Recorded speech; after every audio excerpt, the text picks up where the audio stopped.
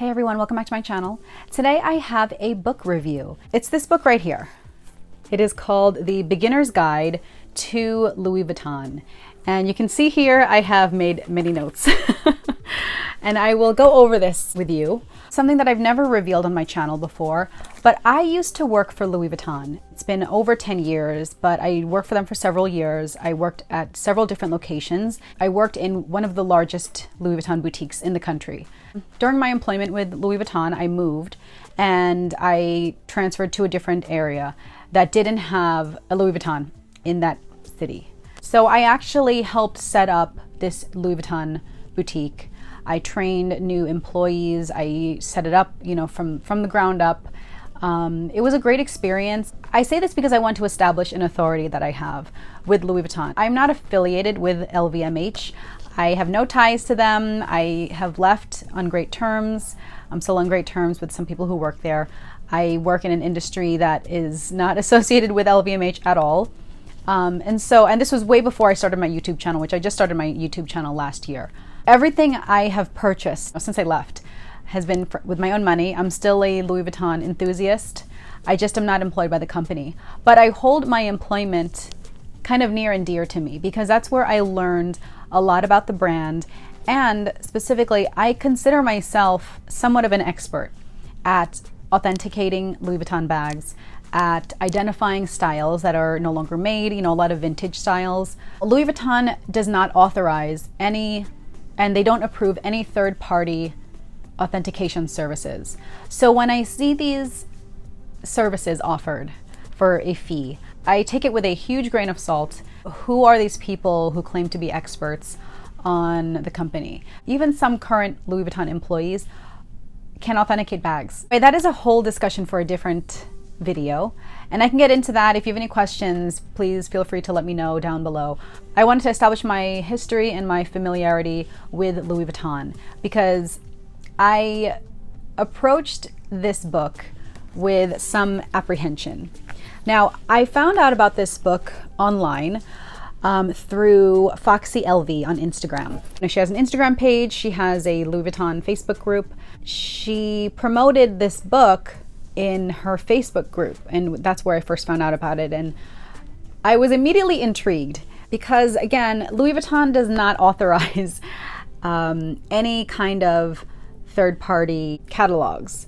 And that's one thing that a lot of people kind of really crave.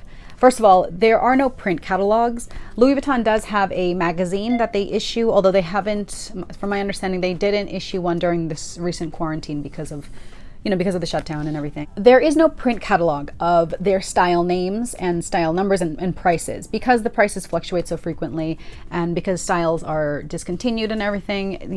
They have started to stray away from a print catalog. Last I know, they had it in the mid to late 2000s. So there is no, kind of all-encompassing guide for Louis Vuitton with all of their style names. The company's been around since 1854.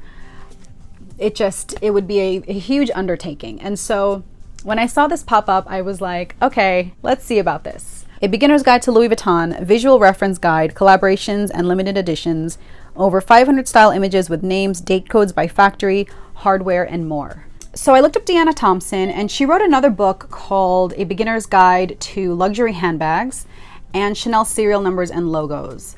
Let's just go ahead and dive into this book because I have a lot to say about this. Just from the cover of the book, I noticed immediately typos. That might not matter to you, and that's fine. The bread and butter of the book are the images of all the styles and the names and date codes and heat stamps. But just at the very top, a beginner's guide, beginners should have an apostrophe because it's possessive. It's not plural. Right off the bat, I was like, okay, I anticipate that this will have several typos. You can see I've made a lot of tabs because I noticed there were a lot of errors in this book. This is available on Amazon. I'll link it below. The price is listed as $49.99. I think I got it for $37.57, so about $37. It shipped really fast. It was on Amazon Prime. If you were intending to get this as a coffee table book, this could make a coffee table book. I mean, anything could be a coffee table book. But what I noticed right away is the binding. And the binding has the image kind of overlaps onto the binding, which is just kind of unseemly. Also, so the cover of this is the artsy bag, and you can see it's kind of overlays with each other. It's the same image, just repeated. I thought that was an interesting choice. I think with Louis Vuitton, you would have expected more of an iconic, classic silhouette. You know, either the Speedy or Alma. You know, maybe they're going for something different. That's fine. That's her choice. I just noticed that it was the artsy, and maybe not even particularly the best picture of an artsy. You can see kind of the folds. Anyway, here's the intro page. Louis Vuitton is the largest selling luxury brand, along with being the most counterfeited, which shouldn't come as a surprise to anyone. So that was the first sentence. With this book, A Beginner's Guide to Louis Vuitton, I focused on areas that would help you get to know the brand better. From limited editions and collaborations to over 500 style names and corresponding images, I hope you learn a little something you didn't know before Louis Vuitton, Deanna. Okay, so that sounds promising. So I guess the target audience is either just an enthusiast or just anybody who wants to know the brand better for whatever reason, whether it's for their own purposes or for maybe reselling. The book is about 157 pages. What I thought would have been helpful is if there were a table of contents. There is no table of contents, and so I think right off the bat that would have been helpful to go straight to whatever portion of the book you want to look at, which is probably the style names. So it starts with the history, and right away I was like, okay, from an editing perspective, it's not the most cleanly formatted. This is self-published on Amazon. So, I just think it might have helped if she had maybe an editor or maybe just someone else to look through it. If you look at the formatting here, it has the timeline of the history, and there's no consistent, it's just kind of inconsistent. There's either the date followed by a paragraph or the date followed by a hyphen with, just random spacing. There are a lot of typos. It says 1932, the No-Way bag was introduced for champagne vintners to transport bottles. Okay, 1934, the Alma.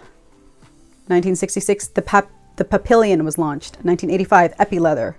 So it's like there are sentences mixed with fragments, mixed with style names, mixed with materials. 1966, they're referring to the Papillon. The papillon means butterfly in French. That is that bag where it's kind of a barrel bag. It's misspelled Papillion, which doesn't mean anything. Just a simple spell check, I think, would have caught that. It says in 1896, the monogram canvas as launched. So there's a typo there, but whatever. Monogram canvas as launched and patented worldwide. Here's my problem with this. If you have checked out any of my Lux Law series, which I only have 2 episodes up so far, I kind of I use my legal education and background and experience to talk about legal battles and lawsuits from designers. My first 2 videos were mostly focused on Louis Vuitton. And in those videos, a lot of it has to do with LVMH suing other companies for copyright infringement. The monogram canvas is not patented. There's a difference with a copyright and a patent. The monogram canvas is a registered trademark of Louis Vuitton. Now that is very different from a patent, which you typically think of as it relates to inventions. Okay, so then you get into materials. This section is 3 pages long, and it has the different materials, obviously, and pictures. And so this is the start of where it gets to be very colorful. So you have different images here. Most of them are close up, and I believe that has to do with just wanting maybe to be consistent. In some cases, the materials, it would have helped if you zoom out a little bit, but in the back of the book, she explains that she pretty much got these pictures from, stock pictures from other companies. And so maybe so that's why some images are blurry. You go into limited editions and collaborations. Oh, she apologizes for missing some, and that's fine. You go into a lot of the collections. My issue with this is they're kind of all over the place. There is no rhyme or reason to the way that this is organized. It's not by date order because the dates are mixed. They're just all over the place. It goes from 2015, 2011, 2018.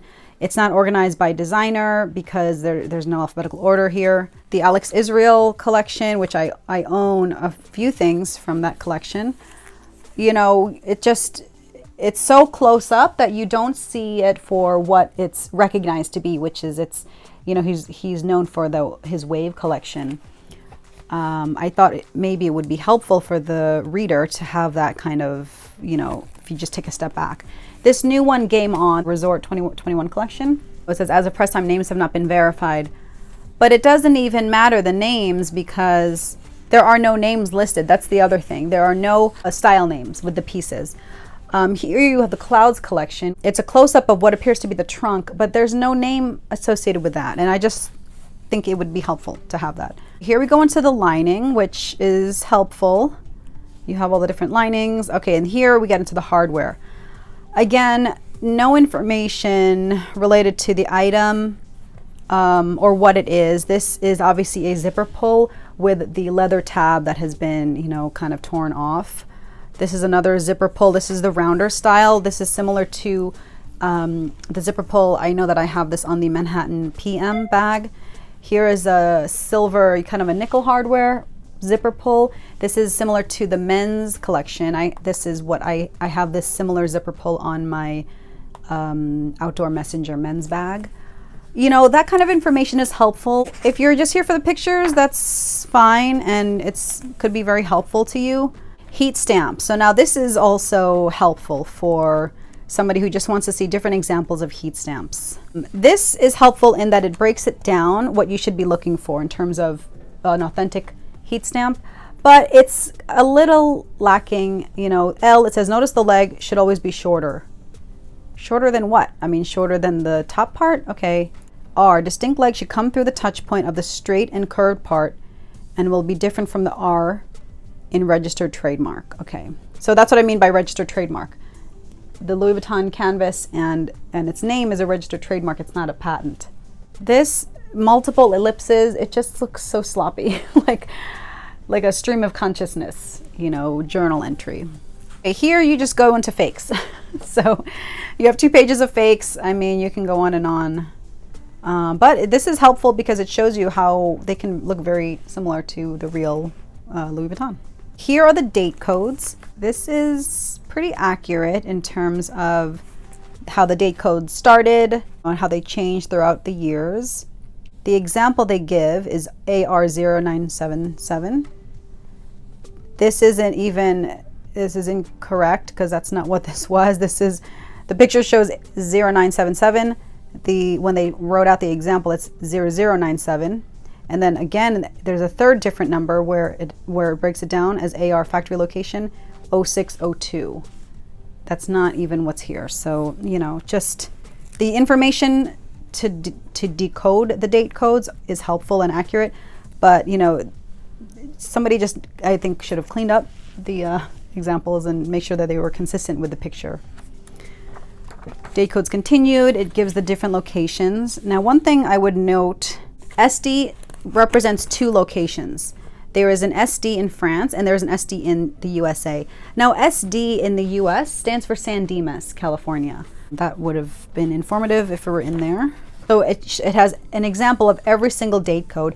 Now, what kind of tipped me off to Foxy LV maybe collaborating with this author was in her Facebook group, she had a call out for people if they could send in pictures of specific date codes with the factory codes.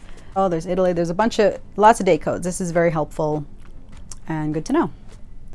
The thing is, when you have that kind of a group call, who's to say that the person submitting it has a counterfeit bag, you know? So this is where you run into this problem of it's not authorized by Louis Vuitton, so who is double checking the work? Because people could have submitted their date code, but unbeknownst to them, their bag is counterfeit. So I would take this with a huge grain of salt, just overall. Okay, now here, let's get into the style. Okay, style names. This is the largest part, I would say. After the date codes page, this is the biggest part. And I think this is what people buy this for. Now, what it would have been helpful is if there was any kind of rhyme or reason to the way this was organized. I will just read this to you. Every Louis Vuitton item has a name, and if you know what that is, you can search for more information. With over 500 images with their corresponding style names in the following pages, and while they are not listed alphabetically, I did this for a reason.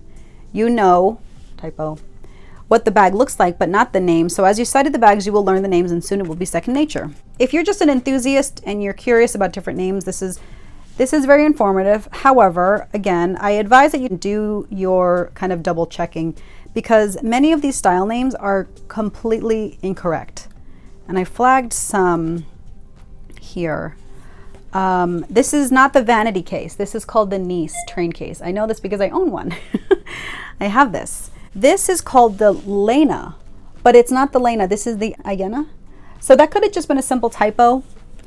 The problem is that this is in multiple places. This is listed as the Nile bag. This is the Abbess messenger bag. Sometimes there's differentiation between sizes, but sometimes there isn't.